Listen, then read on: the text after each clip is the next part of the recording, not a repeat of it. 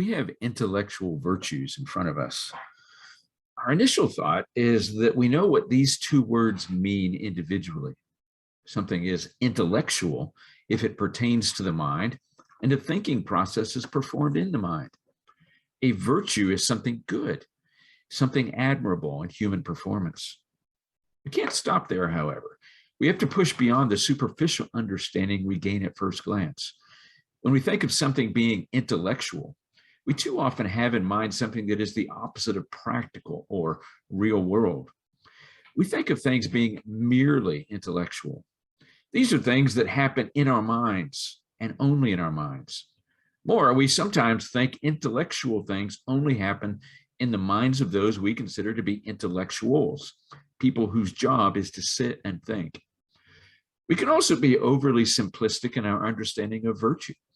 In the Greek philosophical tradition, where we find early reflections on virtue, we see that it is tied to thinking about how things can go well or be done well, how things, whether objects or persons, can operate within the bounds of their purpose. If we start with a conviction drawn from at least some traditions within philosophical anthropology, we might observe that humans have minds. We have the capacity to think. For a good while now, we've associated minds and thinking with the physical organ we call the brain. Neuroscientists are learning more and more about how the brain works, how the complex of processes we call thinking take place in the brain.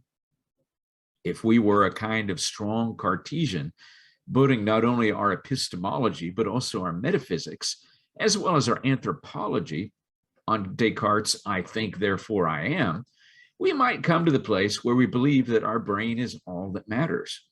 This is where the brain in a vat theory, similar to what we see in the Matrix movie, comes in.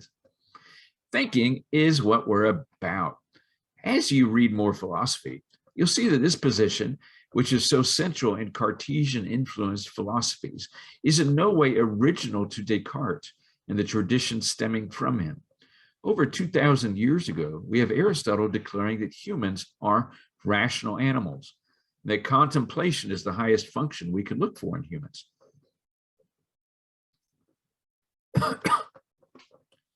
Brains are important. We'd be in trouble without them, not only for the higher level functions they perform, but what we call thinking, but also for the way they enable the rest of our bodily parts and functions to perform well. We saw in chapter 1 that just as there are moral virtues, there are intellectual virtues. Can we also speak of physical or bodily virtues? In his Nicomachean Ethics, Aristotle mentions the virtue of a knife is being able to cut well. Cutting is what a knife is for. Since cutting is a knife's purpose, then a knife that cuts better is a better knife. If a knife can become better at cutting, it can become a better knife. I like mountains. I like looking at them. I also like walking in them. Sometimes the mountains have steep and difficult trails. Walking on those trails is good therapy for me. When I'm immersed in figuring out my next step, my mind doesn't have the resources to worry about things lingering in my background. I can relax mentally. But I also find that some mountain trails tax my legs and body. I find myself winded after ascending a rough trail for a while. My legs are doing what legs are supposed to do, but they lack the virtue required to handle the trail as well as I would like. If I were to submit myself and my legs to more exercise in advance, they would be able to perform their function better when I finally made it to a mountain trail. My legs have a purpose. To the degree I understand that purpose, I can, under normal circumstances, do something to improve their virtue, to help them function better. My mind has a purpose. The presupposition of this book is that the more we understand what good function of our minds looks like, the more we can intentionally contribute to the process. It might be that I can just walk through life with no conscious attention to the way I think and still manage to think well enough. But when I look at my own functioning, at the functioning of other minds I see manifested in the world, I think mind performance is too often sorely lacking. When we speak of intellectual virtues, we are looking for ways our minds function optimally, fulfilling their purpose. Whether we speak literally or metaphorically about minds having a purpose will depend on our anthropology. Either way, however, we can speak intelligibly of taking our minds to have a purpose. We can conceive of ways minds can work well. This chapter, we begin considering the big picture of what elements contribute to a mind working well. On page 18, King suggests 3 ways we can think about things that go into minds functioning well. 3 ways of delving into intellectual virtues. The first is simply listing them. If you look at the chapter titles throughout the book, you'll see the makings of such a list. Second, we can look at what these virtues are. That's happening throughout the book.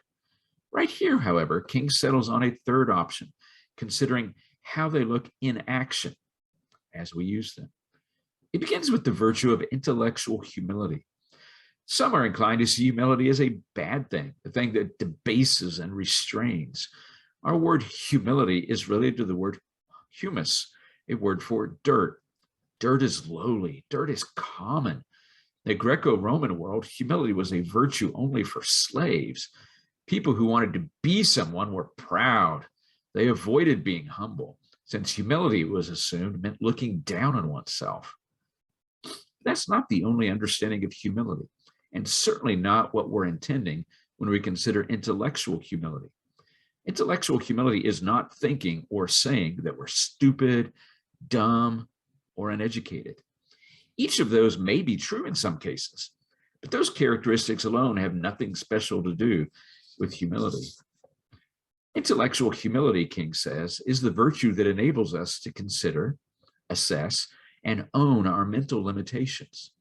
Can you think of anyone who is, or who is widely acknowledged to be a genius? When I was young, and things may still be this way, Albert Einstein was the paradigm of the genius. All people, even those we categorize as geniuses, those at the top of the intellectual heap, have mental limitations. The limitations differ from person to person, subject to subject, and occasion to occasion. But we all have limitations, even Albert Einstein. None of our minds are infinite or infinitely capable. Notice the mental processes that go into producing intellectual humility. We consider, assess, and own our mental limitations. As I consider my mental limitations, I'm thinking it would be helpful to suggest another word to use alongside limitations: capacities. Yes, we each have limitations, but we also have capacities. When we think deeply about our minds and what they can do, that's our capacities. And what they cannot do, that's our limitations. We get to know the current truth about our minds. I say current truth because in at least some ways, and to some degree, our current mental capacities and limitations can be changed. With work, we can improve our capacity for thinking well. We will still have limitations, but some limitations can be reduced. We also assess our mental capacities and limitations. We make judgments about how well they work, in which situations and in which contexts. Being intellectually humble, we seek true assessment. We want to avoid both thinking too highly and thinking too lowly of our capacities and abilities. Finally, we own them. I think this use of the verb own is less popular than it once was.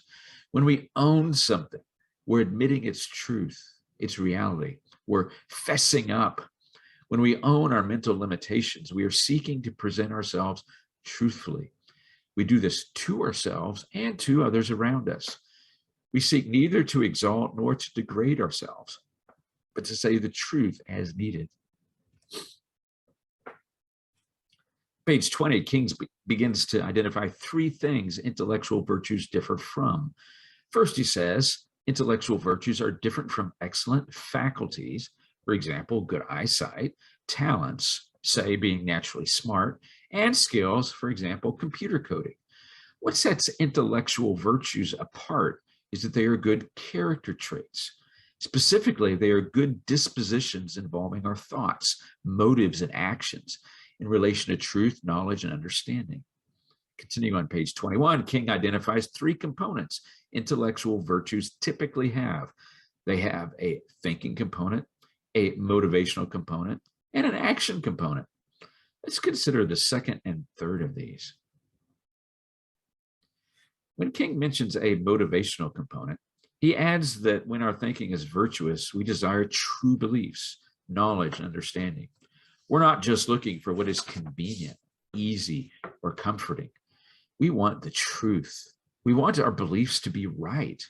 We want to know if our beliefs are false, so we can correct them if they are. He even says that we should feel an aversion to falsehood and ignorance. Looking at the world, it seems much easier and more common to feel an aversion to falsehood and ignorance in other people than in ourselves. It is having an aversion to these defects in ourselves that is most necessary for virtue, however. In the Nicomachean Ethics, Aristotle frames virtues as the mean or midpoint between the extremes of deficiency and excess. When you read his book, you'll see several examples of what he means by this. On page 24, King helpfully provides a table showing how this way of thinking works with regard to intellectual virtues. The first column, you see the intellectual activity, the action that's going on. The second and fourth columns, you see the vices associated with that activity, the vice of deficiency, not having enough, and the vice of excess, having too much. The third column is the mean, the practice of that action when we have just the right degree of that activity. You'll notice that the same way of acting can be both a vice of deficiency and a vice of excess when you compare the actions of assessing our weaknesses and assessing our strengths. Why do you think this is? Can you think of some examples? The virtues in the third column are the virtues that will be considered in the rest of the book. What do you think of them? At this stage of our work, which of these virtues do you think are most popular in our culture today? Which are least popular? Are any of these virtues actually regarded as vices? Why would you think that might be?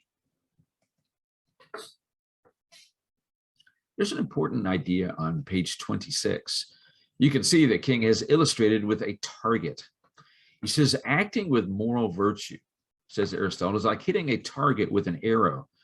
There are many ways to miss, but only one bullseye. An excellent archer hits the center of the target, shooting neither left nor right, high nor low.